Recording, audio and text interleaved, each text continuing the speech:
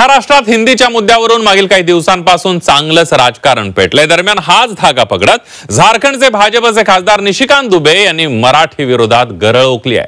तसंच निशिकांत दुबेंनी मराठी लोकांना थेट धमकी देखील दिली आहे। उत्तर प्रदेश आणि बिहारमध्ये आल्यावर तुम्हाला आपटून आपटून मारू अशी दरपोक्ती निशिकांत दुबेंनी केली आहे। दरम्यान त्यांच्या या दरपोक्तीनंतर उद्धव ठाकरेंनी देखील दुबेंना इशारा दिलाय।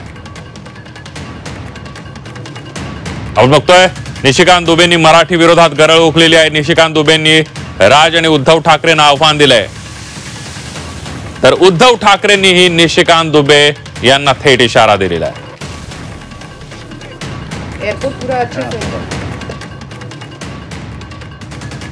तो हिम्मत है तो आप हिंदी भाषी को मारते हो तो उर्दू भाषी को भी मारो, तमिलियन को भी मारो, आप जो है तेलुगु वाले को भी मारो।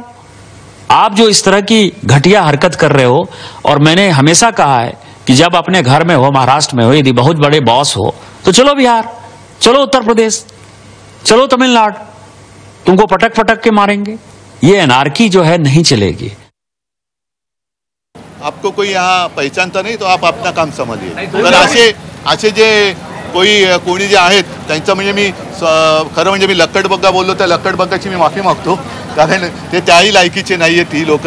त्यांचं ताड्या घालणं हा उद्योगच आहे, आणि इकडे येऊन त्यांनी बघावं की आमचा कोणत्याही भाषेला विरोध नाही, पण भाषेच्या सक्तीला विरोध आहे। त्याच्यामुळे तुम्ही उगाच भाषिक वाद इकडे करू नका।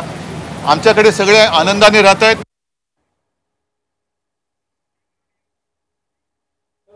की हे भाजपवाले दोन समाजामध्ये कशा आगी लावतात, कसं खोटं बोलतात आणि निवडणूक जिंकायचा प्रयत्न करतात, हे आता स्पष्ट होत चाललेलं आहे की भाजपा बिहारमध्ये जिंकू शकत नाही।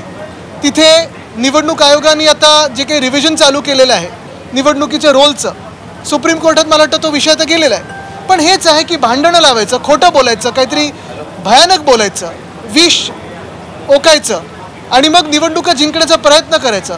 हे जे काही भाजपचं राजकारण आहे ते आम्ही चालू देणार नाही। निशिकांत दुबेंना एवढंच मला सांगायचं आहे की असं बोलून चालत नसतं।